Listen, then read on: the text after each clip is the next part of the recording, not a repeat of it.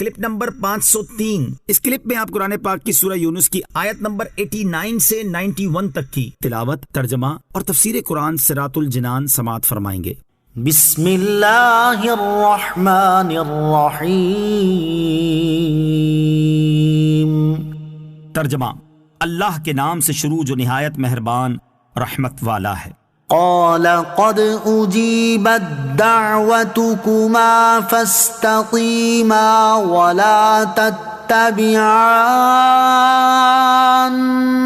سبیل الذین لا یعلمون۔ ترجمہ، اللہ نے فرمایا تم دونوں کی دعا قبول ہوئی، پس تم ثابت قدم رہو اور نادانوں کے راستے پر نہ چلنا۔ قال قد اجیبت دعوتکما، اللہ نے فرمایا تم دونوں کی دعا قبول ہوئی۔ اس آیت میں دعا کی نسبت حضرت موسیٰ اور حضرت ہارون علیہ السلام دونوں کی طرف کی گئی۔ حالانکہ حضرت موسیٰ علیہ السلام دعا کرتے تھے اور حضرت ہارون علیہ السلام آمین کہتے تھے۔ اس سے معلوم ہوا کہ آمین کہنے والا بھی دعا کرنے والوں میں شمار کیا جاتا ہے۔ یہ بھی ثابت ہوا کہ آمین دعا ہے، لہٰذا اس کے لیے اخفا ہی مناسب ہے۔ یاد رہے کہ حضرت موسیٰ علیہ السلام کی دعا اور اس کی مقبولیت کے درمیان 40 برس کا فاصلہ ہوا۔ اسی لیے فرمایا گیا کہ ان لوگوں میں سے نہ ہونا جو قبولیت دعا میں دیر ہونے کی حکمتیں نہیں جانتے۔ دعا قبول ہونے میں تاخیر ہونا بھی حکمت ہے۔ اس سے یہ معلوم ہوا کہ دعا کی قبولیت میں یہ ضروری نہیں کہ فوراً ہی اس کا اثر ہو جائے، بلکہ بعض اوقات حکمت الہی سے اس میں ایک عرصے کی تاخیر بھی ہو جاتی ہے۔ نیز اس شخص کی دعا ویسے ہی قبول نہیں ہوتی جو شور مچائے کہ اس نے بڑی دعا کی مگر قبول نہیں ہوئی۔ چنانچہ حدیث پاک میں ہے، مسلم شریف کی حدیث ہے، حضرت ابو ہریرہ رضی اللہ تعالیٰ عنہ سے روایت ہے، رسول اللہ صلی اللہ تعالیٰ علیہ وسلم نے ارشاد فرمایا، بندے کی دعا قبول ہوتی ہے جب تک کہ وہ گناہ یا قطع رحمی کی دعا نہ مانگے اور جب تک جلد بازی سے کام نہ لے۔ عرض کی گئی، یا رسول اللہ صلی اللہ تعالیٰ علیہ وسلم جلد بازی کیا ہے؟ ارشاد فرمایا، یہ کہے کہ میں نے دعا مانگی اور مانگی مگر مجھے امید نہیں کہ قبول ہو، لہٰذا اس پر دل تنگ ہو جائے اور دعا مانگنا چھوڑ دے۔ اسی لیے دعا کے آداب میں سے یہ بھی بیان کیا گیا ہے کہ قبولیت کے یقین سے دعا مانگو، جیسا کہ حضرت ابو ہریرہ رضی اللہ تعالیٰ عنہ سے روایت ہے اور ترمذی شریف کی حدیث ہے کہ نبی اکرم علیہ السلام نے ارشاد فرمایا، تم اللہ تعالیٰ سے قبولیت کے یقین کے ساتھ دعا مانگا کرو اور جان لو کہ اللہ تعالیٰ غافل دل سے دعا کرنے والے کی دعا قبول نہیں فرماتا۔ وجاوزنا ببني إسرائيل البحر فأتبعهم فرعون وجنوده بغيا وعدوا حتى إذا أدركه الغرق قال آمنت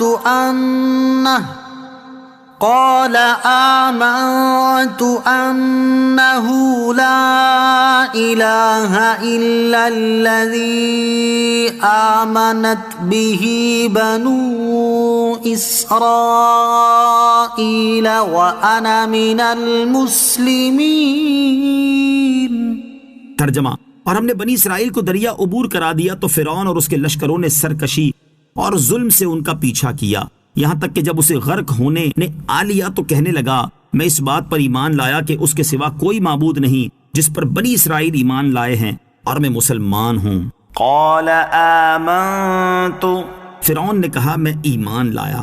جب اللہ تعالیٰ نے حضرت موسیٰ اور حضرت ہارون علیہ السلام کی دعا قبول فرما لی تو بنی اسرائیل کو حکم دیا کہ وہ ایک معین وقت میں مصر سے روانہ ہو جائیں اور اس کے لیے اپنا سامان بھی تیار کر لیں۔ فرعون اس معاملے سے غافل تھا۔ جب اس نے سنا کہ بنی اسرائیل اس کا ملک چھوڑنے کے عزم سے نکل گئے ہیں تو وہ ان کے پیچھے روانہ ہوا۔ جب حضرت موسیٰ علیہ السلام اپنی قوم کے ساتھ روانہ ہوئے اور دریا کے کنارے پہنچے اور ادھر فرعون بھی اپنے لشکر کے ساتھ ان کے قریب پہنچ گیا تو بنی اسرائیل شدید خوف میں مبتلا ہو گئے، کیونکہ سامنے دریا تھا اور پیچھے فرعون کا لشکر۔ آگے بڑھتے ہیں تو دریا میں ڈوب جائیں گے، پیچھے ہٹتے ہیں تو فرعون کا لشکر انہیں ہلاک کر دے گا۔ اللہ تعالیٰ نے اس خطرناک حالت میں ان پر اس طرح انعام فرمایا کہ دریا میں ان کے لیے ایک راستہ ظاہر کر دیا۔ پھر حضرت موسیٰ علیہ السلام اپنے اصحاب کے ساتھ اس میں داخل ہو کر دریا کے پار تشریف لے گئے۔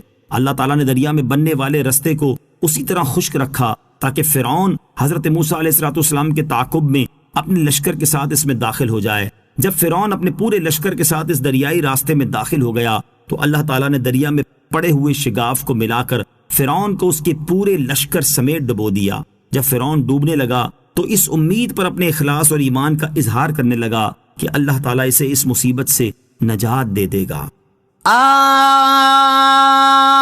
الآن وقد عصيت قبل وكنت من المفسدين۔ ترجمہ، اسے کہا گیا کیا اب ایمان لاتے ہو، حالانکہ اس سے پہلے تو نافرمان رہا اور تو فسادی تھا۔ الآن، کیا اب؟